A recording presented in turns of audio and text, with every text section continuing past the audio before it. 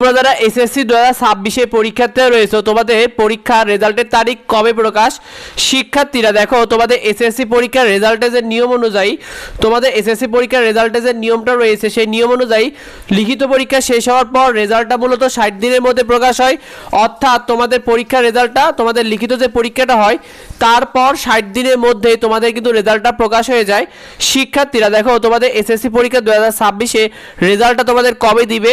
লিখিত পরীক্ষা কিন্তু তোমাদের শেষ হচ্ছে 20 মেতে, আর তোমাদের ব্যবহারিক পরীক্ষা অর্থাৎ প্র্যাকটিক্যাল পরীক্ষা কিন্তু 14 জুনে শেষ হচ্ছে। আর তোমাদের রেজাল্টটা নিয়ম অনুযায়ী প্রকাশ হতে পারে 20 জুলাই, কারণ 60 দিনের মধ্যে কিন্তু তোমাদের রেজাল্টটা প্রকাশ হয়। তো সেই নিয়ম অনুযায়ী তোমাদের 20 জুলাই কিন্তু তোমাদের রেজাল্ট প্রকাশ হওয়ার কথা।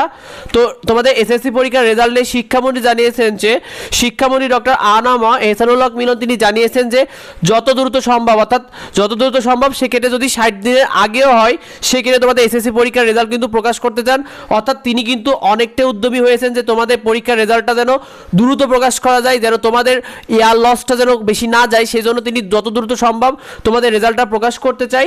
তো এই অনুযায়ী তোমাদের রেজাল্টটা কিন্তু প্রকাশ হতে পারে 20 জুলাইয়ের আগে প্রকাশ হওয়ার সম্ভাবনা সর্বোচ্চ দেখা যাচ্ছে, কারণ তিনি কিন্তু ইতিমধ্যে রেজাল্ট নিয়ে অনেক বেশি কিন্তু গুরুত্ব সহকারে বোর্ডের কাজ শুরু করবেন বলে জানিয়েছেন।